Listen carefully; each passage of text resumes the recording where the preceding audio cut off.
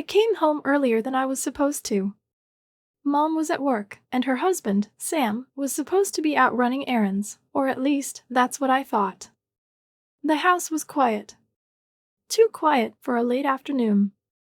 I kicked off my shoes by the door, the sound of them hitting the floor echoing through the empty hallway. Something felt off. Maybe it was just my imagination, but the silence wrapped around me in a way that made the air feel heavier. I headed upstairs, hoping to drop off my bag and relax for a bit before anyone else got home. As I climbed the stairs, I heard a faint creak coming from Mom and Sam's bedroom. I paused. My heart skipped a beat. Was someone in there? Curiosity, or maybe instinct, pulled me closer. I tiptoed down the hallway, keeping to the side where the floor wouldn't squeak. The door was slightly ajar, and through the small gap, I could see inside. What I saw made my heart stop. Sam was standing by the bed, holding something in his hands, something I recognized immediately. My bra. He ran his fingers over the fabric slowly, almost tenderly, before lifting it to his face and inhaling deeply. I froze, unable to move, unable to breathe. My mind went blank, struggling to process what I was seeing. Why is he doing that? The question pounded in my head, over and over, but I had no answer. I wanted to leave, to back away quietly before he noticed me. But I couldn't tear my eyes away. My body felt paralyzed, rooted to the spot by a mix of fear, shock, and something I didn't want to name. Then, he reached for something else. My stomach dropped when I saw what it was, my underwear. The ones I'd left in the bathroom after my shower this morning. Sam held them in his hands, pausing for a moment before slowly bringing them to his face. He closed his eyes and took a long, deep breath, as if savoring the scent. I felt a cold shiver run down my spine. This wasn't just weird, it was beyond anything I could have imagined. My heart was racing so fast I thought he might hear it. I wanted to scream, to burst in and demand what the hell he was doing. But fear held me back. If he sees me, what will he do? The thought hit me hard, and for a moment, I felt genuinely scared. Sam had always been quiet, reserved, the kind of guy you barely noticed. He never showed much interest in me, or so I thought. Now, seeing him like this, everything felt different. Dangerous. I clenched my fists, forcing myself to stay calm. Just leave. Walk away quietly, and pretend you didn't see anything. That was the smart thing to do. The safe thing. But something inside me refused to move. I stayed. Minutes felt like hours as I watched him. Every movement he made felt deliberate, almost ritualistic. He didn't rush.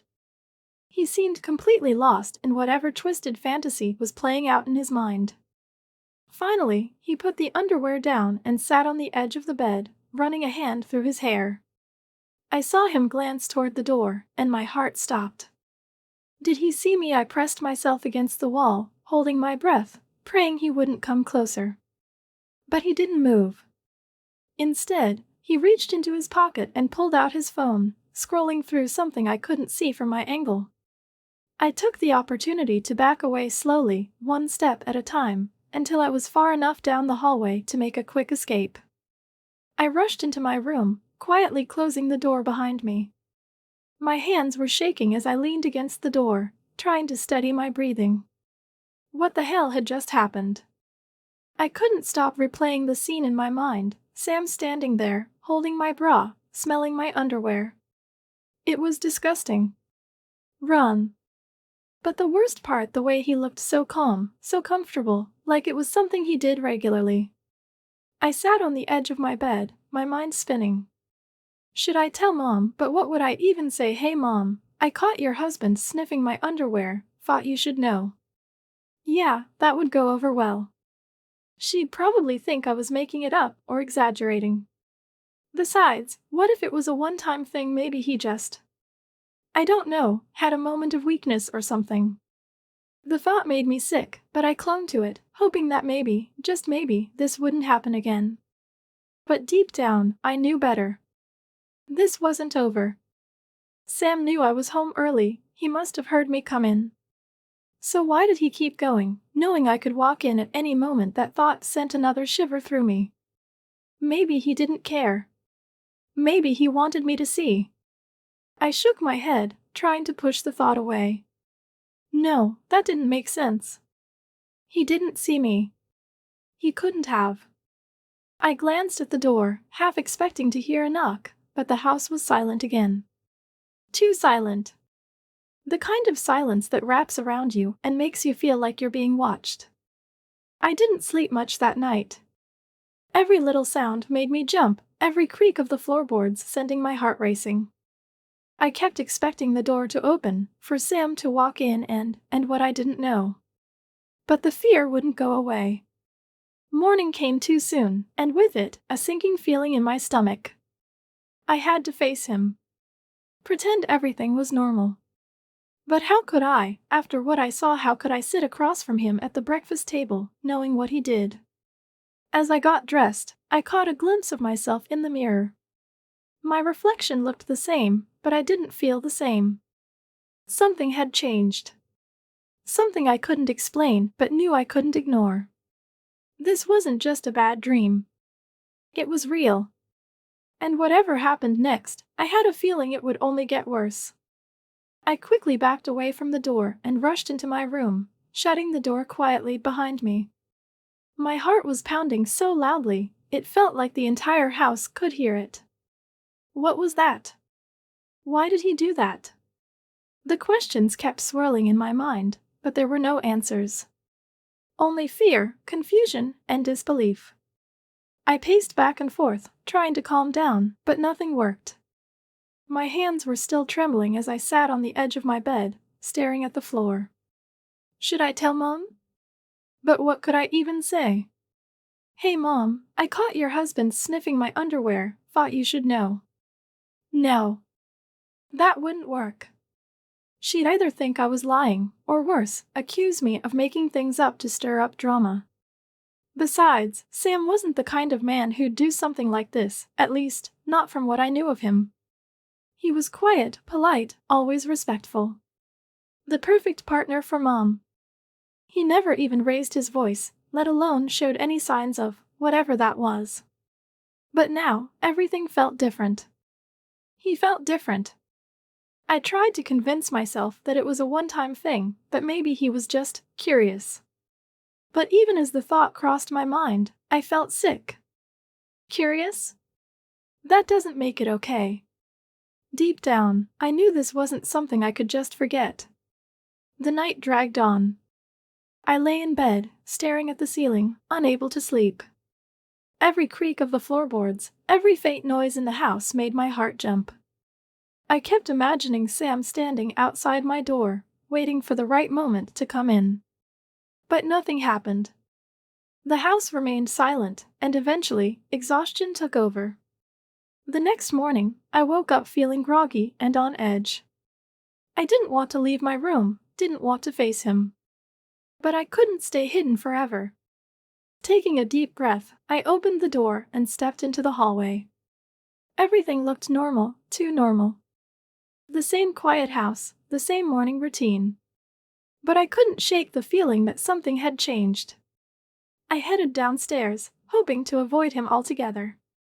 But as soon as I reached the kitchen, there he was standing by the counter, casually pouring himself a cup of coffee. He looked up and smiled when he saw me, like nothing had happened. "Good morning, Harper." "How'd you sleep?" he asked, his tone cheerful and friendly, as if yesterday hadn't happened. I forced a smile, trying to hide my discomfort. "Fine," I muttered, quickly grabbing a glass of water and avoiding his gaze. Sam didn't seem bothered by my curt response. He just sipped his coffee, watching me with that same calm expression. But something about the way his eyes lingered on me made my skin crawl. "You seem a little quiet today," he said after a moment, his voice still casual. "Everything okay?" "Yeah, I'm just tired," I replied quickly, eager to end the conversation. He nodded, as if satisfied with my answer, and went back to his coffee. I hurried out of the kitchen, my heart racing once again. Why is he acting so normal? It was as if nothing had happened, as if he hadn't been caught doing something disturbing. His normalcy made me feel like I was the one losing my mind. The rest of the day passed in a blur. I tried to keep myself busy, anything to distract from the thoughts swirling in my head. But no matter what I did, I couldn't forget what I had seen. Every time I closed my eyes, the image of Sam holding my underwear flashed before me. It felt surreal, like something out of a bad dream. But it was real. Too real. That evening, as I was walking past his room, something caught my attention. The door was slightly open, and through the gap, I saw him again. He was holding something, another piece of my clothing. My stomach twisted in knots, but this time, I didn't stop to watch. I walked past quickly, pretending I hadn't seen anything, even though my mind was screaming at me to do something. Why is he doing this? Does he know I saw him yesterday? The questions haunted me, but I had no answers. All I knew was that this couldn't keep happening. I couldn't keep living in fear, constantly wondering what he was going to do next. I spent the rest of the night locked in my room, trying to come up with a plan. Should I confront him? But the thought of that made my palms sweat. What if he denied everything? Or worse, what if he didn't? I didn't know what scared me more, the idea that he might pretend nothing happened, or the possibility that he might admit to it. And then there was Mom. If I told her, would she even believe me? Sam had been in her life for years. She trusted him. Loved him. Would she really take my word over his? The next few days were a nightmare. I avoided Sam as much as possible, staying in my room whenever I could. But it didn't help. He always seemed to find a reason to be near me, whether it was brushing past me in the hallway or casually sitting down next to me in the living room. Each time, his presence felt heavier, more oppressive. He didn't do anything overtly wrong. He didn't touch me or say anything inappropriate. But it was the way he looked at me, the way his eyes lingered just a second too long, the way his smile seemed too knowing. It was enough to make my skin crawl. I felt trapped, like I was walking on eggshells in my own home. And the worst part? I couldn't tell anyone. I was too scared, too unsure of what to do. So I stayed silent, hoping that somehow this would all just go away. But deep down, I knew it wouldn't. It felt like Sam was deliberately finding excuses to be near me. Whether it was in the hallway, the kitchen, or even the living room, he always seemed to appear just when I least expected it, when I least wanted him around. His presence felt suffocating, like a shadow that lingered too close, always watching. Every glance he threw my way lasted a second too long, every brush of our hands felt deliberate. And each time, a cold shiver ran down my spine, not from excitement, but from an unexplainable fear. It wasn't just discomfort anymore. It was something darker, something I couldn't fully understand but knew wasn't right. By evening, my nerves were stretched thin. I tried to distract myself by watching a movie in the living room, hoping the familiar noise would drown out the unsettling thoughts swirling in my mind. But it didn't take long before Sam found his way to me again. He walked in without a word, casually sitting down on the couch, too close. My body tensed immediately. I kept my eyes on the screen, pretending to be engrossed in the movie, but I could feel his gaze on me. "Everything okay?" he asked, his voice soft, almost caring. I forced myself to nod, keeping my expression neutral. "Yeah, I'm fine." He didn't seem convinced. Instead of leaving, he leaned a little closer, his eyes studying me with that same unnerving intensity one had grown to dread. "You look a little tense," he said, placing a hand on my shoulder. I stiffened at the contact. His touch was light, almost gentle, but it felt like a weight pressing down on me. I wanted to move, to shrug off his hand and put some distance between us. But I didn't. Something held me back, the fear, uncertainty, or maybe something deeper that I didn't want to acknowledge. His fingers tightened slightly, a soft squeeze meant to reassure, but all it did was make my heart race faster. I felt trapped, like prey caught in a predator's gaze, unable to escape. "You know you can talk to me, right?" he said after a moment, his voice calm, almost soothing. I nodded again, my throat too dry to speak. I didn't trust myself to say anything. One wrong word, one wrong move, and I didn't know what might happen next. All I knew was that this situation was spiraling out of control, and I had no idea how to stop it. That night, I locked my bedroom door and sat on my bed, hugging my knees to my chest. My mind was a mess of conflicting thoughts and emotions. Part of me wanted to believe that I was overreacting, that maybe I was imagining things. But another part of me knew better. Sam's behavior wasn't normal. The way he looked at me, the way he found excuses to be close, it wasn't innocent. It felt calculated, like he was testing boundaries, seeing how far he could push before I pushed back. I didn't know what to do. Confronting him felt impossible. What would I even say? "Hey Sam, can you stop being creepy?" Yeah, that wouldn't go well. And telling Mom. I wasn't ready for that either. She trusted him. Loved him. She wouldn't believe me, not without proof. But how could I live like this? How could I keep pretending everything was fine when every moment around him felt like walking on a razor's edge? The next day, I avoided him as much as possible. I left the house early, stayed out longer than usual, and only came home when I was sure Mom would already be there. But even that didn't help. Every time I saw him, the tension returned, stronger than before. By the third day, I was exhausted physically, emotionally, mentally. I couldn't keep up the act. Sam noticed, of course. He always noticed. That evening, as I was putting away some dishes in the kitchen, he came up behind me. I felt his presence before I saw him, the air around me growing heavier with each passing second. "You've been really quiet lately," he said, his tone light, conversational, but there was an undertone I couldn't ignore. "Just busy," I replied quickly, keeping my back to him. He didn't leave. Instead, he stepped closer, so close that I could feel the warmth of his body behind me. "You know," he said quietly, "if something's bothering you, you can tell me." I clenched my jaw, gripping the dish in my hand tighter. "Just stay calm. Don't react." That's what I kept telling myself. But it was getting harder and harder to pretend that everything was okay. "I'm fine," I said, forcing a smile as I turned to face him. "Really?" Sam studied me for a moment, his eyes searching mine, as if trying to read my thoughts. Then, to my relief, he stepped back, giving me space. "All right," he said with a smile that didn't quite reach his eyes.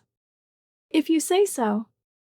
But as he walked away, I couldn't shake the feeling that this wasn't over. Not by a long shot. Later that night, as I lay in bed, I couldn't stop thinking about everything that had happened over the past few days. The way Sam acted, the way he looked at me, it all felt like a game, one I didn't know the rules to. But one thing was clear, he was waiting for something. Waiting for me to slip up, to give him an opening. And I was terrified of what might happen when I did. The next few days felt like a surreal loop, repeating itself over and over. I tried to stay away from Sam as much as I could, but it was impossible. He always found a way to be near me, whether it was in the hallway, the kitchen, or right outside my room. Every encounter felt heavier, more deliberate, as if he was waiting for something to happen. I started noticing how his touches became more confident. It wasn't just accidental brushes anymore. He would rest his hand on my arm a little too long or place it on my shoulder when passing by. Each touch sent a jolt through me, not from excitement, but from a confusing mixture of fear, discomfort, and something I didn't want to admit. I could feel the tension building between us, growing thicker with every day that passed. By Friday evening, things reached a breaking point. Mom called to say she'd be working late, which meant it would just be Sam and me at home. Alone. I wanted to leave, to find an excuse to stay at a friend's house or simply disappear for the night, but it was already too late. I had no choice but to face the evening. As I sat in the living room, pretending to watch a show on TV, I heard Sam's footsteps approaching. My heart started racing, and I gripped the edge of the couch tightly. He sat down next to me, too close for comfort. "You seem tense," he said softly, his voice carrying a tone that felt too intimate. "Maybe you need to relax." Before I could respond, I felt his hand gently rest on my knee. The warmth of his touch sent a wave of unease through me, but I couldn't move. I couldn't even breathe properly. He leaned in closer, his breath brushing against my skin as he whispered, "You can trust me, you know." I wanted to say something, anything, but my voice failed me. His hands started sliding up slowly, and before I could stop him, he reached out and gently cupped my peaches. His touch was careful, almost tender, but firm enough to make my whole body tense up. I felt trapped, caught between the instinct to push him away and the strange pull of the moment. I couldn't move. I couldn't think clearly. My mind was racing, a whirlwind of fear, confusion, and something I didn't want to name. Every part of me screamed that this was wrong, but I couldn't bring myself to stop him. Sam's fingers lingered for a moment longer before he finally pulled back, his eyes never leaving mine. The silence between us was deafening, the tension palpable. "See? You don't have to be so tense," he said with a soft smile, as if nothing unusual had just happened. "I just want you to feel comfortable." Comfortable? That was the last thing I felt. My heart was still pounding, and my skin tingled where his hands had been. I forced myself to smile weakly, not knowing what else to do. I think I'm going to bed," I muttered, quickly getting up from the couch. Sam didn't try to stop me. He just watched me leave, his gaze heavy and unreadable. As I walked up the stairs, I felt his eyes on my back, and it made my skin crawl. I didn't stop until I was safely inside my room with the door locked behind me. That night, I couldn't sleep. I lay in bed, staring at the ceiling, my mind replaying everything that had happened. His touch, his words, the way he looked at me, it was all too much. I felt sick, but I couldn't deny the strange pull I felt toward him. It made me hate myself. This wasn't just something I could ignore. I knew that. But what could I do? Telling Mom wasn't an option. She wouldn't believe me, not without proof. And confronting Sam directly felt too dangerous. I was trapped, caught in a situation I didn't know how to escape from. And deep down, I knew that tonight wasn't the end, it was only the beginning. Something was coming, something I couldn't stop. The house was silent as I sat on the couch, my heart pounding like a drum in my chest. Sam had left me alone for what felt like hours, but could only have been minutes. I stared at the blank TV screen, my mind racing with thoughts I didn't want to acknowledge. My body still tingled from his touch, and I couldn't shake off the warmth that spread through me every time I thought about it. It was wrong, so incredibly wrong, but it felt so right. His hands on my body, his breath against my skin, his voice whispering words that made my heart race. The couch dipped behind me as Sam returned, his presence filling the room. He didn't say anything at first, just sat there, close enough for our arms to touch. I could feel the heat radiating off him, and it took every ounce of self-control not to lean into him. "You can still stop this," I said softly, my voice barely audible. "We can pretend nothing happened." He was silent for a moment before responding, his voice steady. "Do you want me to?" I bit my lip, considering the question. Did I? A part of me screamed yes, that this was wrong and dangerous, but another part wanted to explore the fire burning between us. "No," I admitted, turning to face him. Our eyes met, and I saw the desire reflected in his. It emboldened me, made me feel powerful. "But we should be careful." A slow smile spread across his face as he reached out, tucking a strand of hair behind my ear.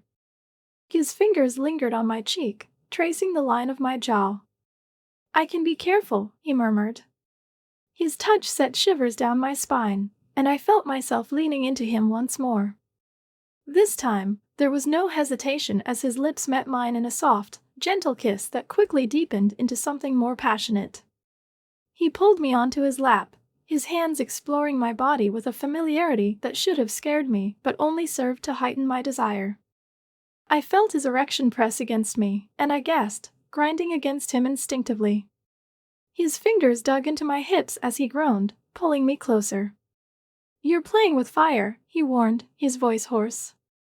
"I know," I replied, a mischievous smile on my lips. "But aren't you tired of being cold?" Afterwards, we lay entwined on the couch, our breaths slowly returning to normal. I traced patterns on his chest, my mind a whirlwind of thoughts and emotions. Guilt gnawed at me, but so did desire. I couldn't regret what had happened, not when every cell in my body yearned for more. "Can we take it back?" I asked softly, turning to look at him. His eyes met mine, dark and intense. "No," he said simply, his thumb brushing against my cheek. "And I don't want to." His words sent a jolt through me. I knew this changed everything. There was no going back now.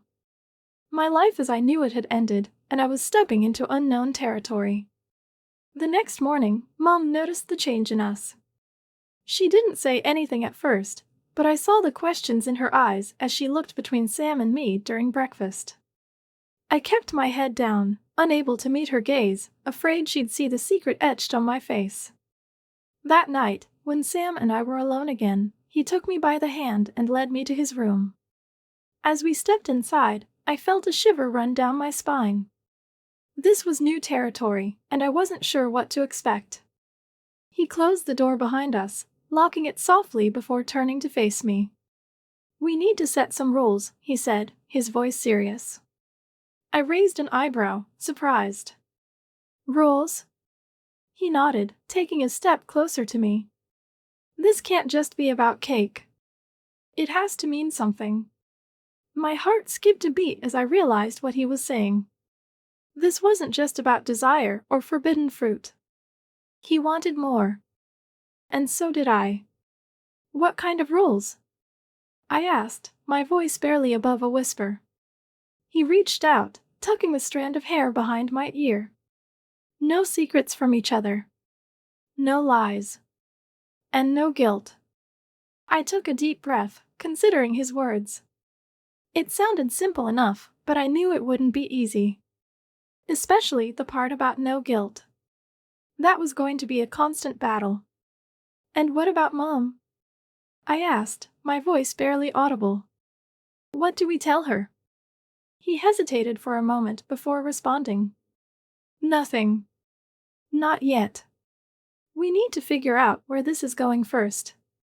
I nodded, understanding his reasoning. This wasn't just about us, it was about Mom too. We couldn't hurt her. "And when we do tell her?" I asked, my voice steady despite the fear gripping my heart. He looked at me, his eyes serious. "We'll cross that bridge when we come to it." And so, our secret became our reality, and I found myself trapped in a web I didn't know how to escape. The question was no longer whether we could take it back, but whether I wanted to.